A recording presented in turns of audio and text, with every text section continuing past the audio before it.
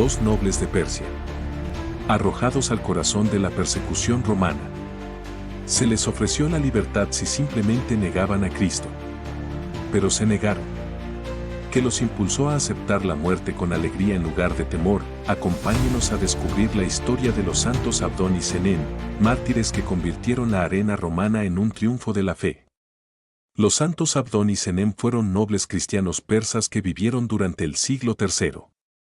Aunque nacieron en una tierra alejada de Roma, se vieron arrastrados al drama de la feroz persecución del Imperio Romano contra la creciente fe cristiana, durante el reinado del emperador Decio, una época en la que el cristianismo se castigaba con la muerte, fueron capturados y llevados a Roma como prisioneros. Allí, presenciaron la crueldad infligida a sus hermanos cristianos y ofrecieron consuelo y oraciones a los condenados. Abdón y Senén finalmente fueron llevados ante el tribunal romano. A pesar de su nobleza y la oportunidad de salvar sus vidas sacrificando a los dioses paganos, declararon con valentía su lealtad a Cristo, fueron condenados a muerte. Según la tradición, fueron arrojados a las fieras en el anfiteatro, pero los animales no les hicieron daño. Finalmente, se ordenó a los verdugos matarlos a espada, sellando así su martirio alrededor del año 250 después de Cristo. Sus cuerpos fueron recogidos en secreto por cristianos y enterrados cerca de las puertas de Roma. Con el tiempo, su tumba se convirtió en un lugar de devoción.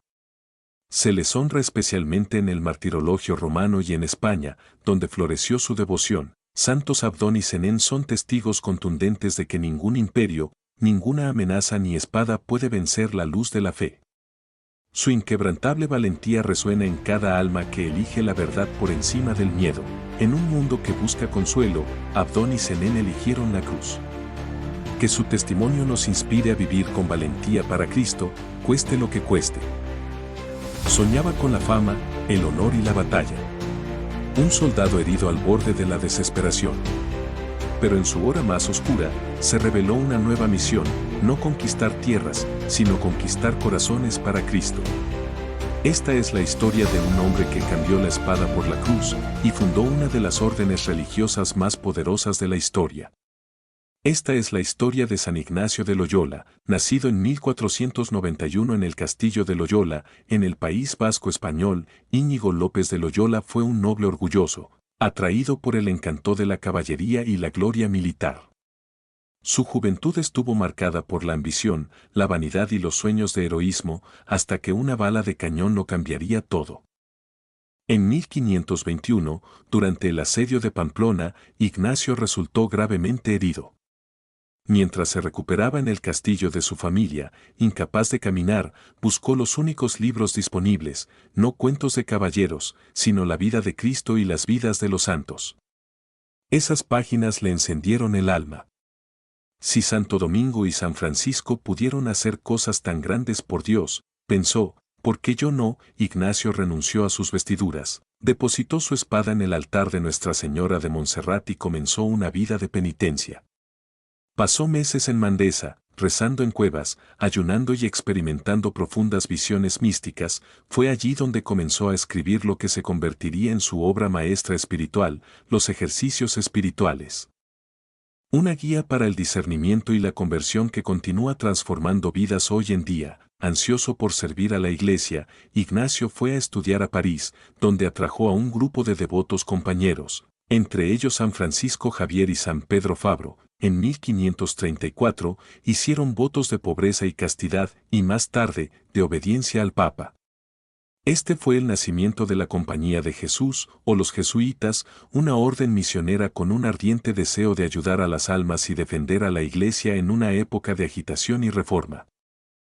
A medida que su influencia crecía, los jesuitas abrieron escuelas, enviaron misioneros a Asia, África y América, y se convirtieron en defensores de la educación y la reforma católicas. San Ignacio, desde su pequeña habitación en Roma, dio a la orden a través de miles de cartas, recordándole siempre, Ade majorem Dei gloriam, para la mayor gloria de Dios. Murió el 31 de julio de 1556, dejando un legado espiritual que moldearía a la Iglesia durante siglos. Hoy en día, los jesuitas siguen siendo una de las órdenes religiosas más grandes del mundo, sirviendo en más de 100 países, continuando la misión de un soldado convertido en santo que se atrevió a soñar no con la conquista, sino con la santidad. San Ignacio de Loyola nos mostró que incluso el corazón más orgulloso puede ser humillado y usado poderosamente para Dios. Su legado nos recuerda que siempre debemos buscar, servir y amar para la mayor gloria de Dios. En la tierra de la antigua fe, donde antaño caminaron los apóstoles y los reyes se inclinaron ante la cruz, un humilde sacerdote italiano se atrevió a predicar el Evangelio en una lengua que no era la suya.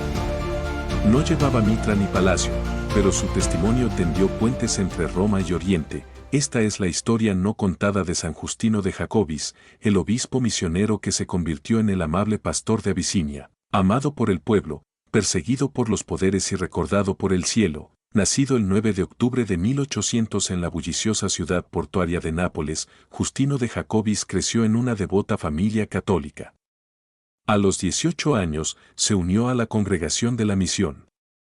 Los Vicentinos, fundada por San Vicente de Paúl, para servir a los pobres y evangelizar a los desatendidos, ordenado en 1824. Ejerció su ministerio en el sur de Italia antes de recibir un llamado que cambiaría su vida y la de la Iglesia en África para siempre. En 1839, el Papa Gregorio XVI encargó a los vicentinos la tarea de revivir la antigua fe cristiana en Abisinia, la actual Etiopía y Eritrea. Justino fue elegido para esta peligrosa misión.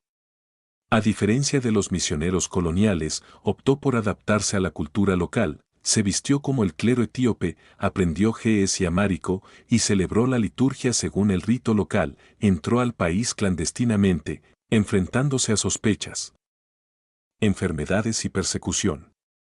Pero con humildad y perseverancia, formó al clero local, abrió escuelas y tendió puentes con la Iglesia Ortodoxa etíope, reconociendo las profundas raíces cristianas ya presentes. En 1849, el Papa Pío IX lo nombró vicario apostólico de Abisinia y aunque fue consagrado obispo en secreto, continuó viviendo con sencillez, trabajando entre los pobres. Sin embargo, las tensiones estallaron. Los gobernantes locales, recelosos de la influencia extranjera, comenzaron a perseguir a los católicos. Justino fue arrestado, encarcelado y expulsado en más de una ocasión. Sin embargo, su amor por el pueblo nunca flaqueó. Enseñó, sanó y bautizó incluso desde el exilio. El 31 de julio de 1860, exhausto tras años de trabajo y sufrimiento, San Justino de Jacobis falleció en Alay, Eritrea. Fue enterrado entre las personas que amaba, un misionero que se había convertido en uno de ellos, canonizado por el Papa Pablo VI en 1975. Es honrado como un constructor de puentes entre Oriente y Occidente, un modelo de inculturación y un santo para las misiones. San Justino de Jacobis nos recuerda que la verdadera evangelización no conquista, sino que encarna. Escucha, aprende y ama. Su vida refleja las palabras de San Pablo: me he hecho todo para todos, para salvar a todos por todos los medios, de Nápoles a Abisinia, de la prisión a la santidad. San Justino de Jacobis iluminó el camino para quienes llevan a Cristo con humildad, valentía y amor. ¿Qué harías si un momento de injusticia destrozara la vida que construiste?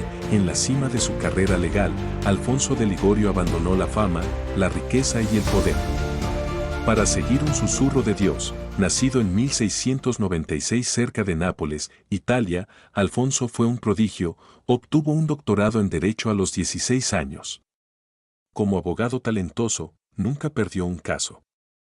Hasta un fatídico día en que el orgullo y la injusticia chocaron. Aplastado por un sistema legal corrupto y desilusionado del éxito mundano, Alfonso recurrió a la oración y allí, en silencio, encontró su verdadera vocación. Escribió en su diario: el mundo es engañoso. Solo Dios es veraz, ordenado sacerdote en 1726. El padre Alfonso se propuso predicar a Cristo a los olvidados, los pastores pobres, los aldeanos abandonados y los moralmente perdidos. En 1732 fundó la Congregación del Santísimo Redentor, los Redentoristas, con la misión de llevar el Evangelio a las almas más desamparadas. Su predicación era sencilla, directa y llena de compasión. Llevó la confesión, la misericordia y la devoción eucarística a los sectores más marginados de la sociedad. Escritor talentoso, Alfonso escribió más de 100 obras sobre teología y espiritualidad. Su teología moral reformuló la enseñanza católica con su equilibrio entre la verdad y la misericordia, lo que le valió el título de doctor de la Iglesia. Fue un férreo defensor de la realidad del pecado, pero un defensor aún mayor de la infinita misericordia de Cristo. Sus populares escritos devocionales, como las Glorias de María y Visitas al Santísimo Sacramento, siguen siendo tesoros espirituales hasta el día de hoy. Nombrado obispo de San Agata dei Goti a los 66 años, Alfonso trabajó incansablemente por la renovación espiritual de su diócesis. Sin embargo, sus últimos años estuvieron marcados por la traición, la incomprensión y un intenso sufrimiento físico, paralizado por la artritis y casi ciego. Aún así, lo ofreció todo por amor a Cristo. Sus últimas palabras reflejaron la misión de su vida: Jesús, María, José, les doy mi corazón y mi alma. Canonizado en 1839 y declarado doctor de la Iglesia en 1871, San Alfonso sigue siendo un faro para sacerdotes, confesores y todos los que anhelan la misericordia. Sus hijos redentoristas continúan su misión por todo el mundo, predicando el mensaje de que nadie está fuera del alcance de la redención. Cambió el tribunal por el confesionario, el mazo por el evangelio, y halló en Cristo una victoria mucho mayor que cualquier corona terrenal. San Alfonso María de Ligorio, ruega por nosotros. ¿Por qué morirías, poder? ¿Riquezas? ¿Honor? ¿Qué hay de Dios?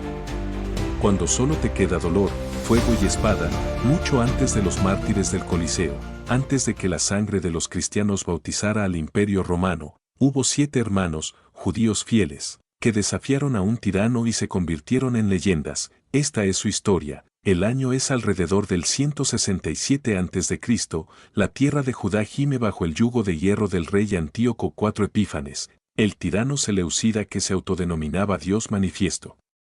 Profanó el templo de Jerusalén, prohibió la práctica del judaísmo y exigió sacrificios a ídolos paganos. Desafiarlo era elegir la muerte, y eso es exactamente lo que eligieron una valiente madre y sus 7 hijos.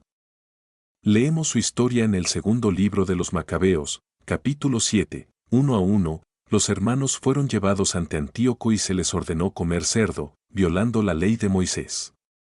1-1, se negaron. Estamos dispuestos a morir antes que transgredir las leyes de nuestros padres. Cada hijo soportó torturas indecibles. Al primero le cortaron la lengua, al segundo lo desollaron.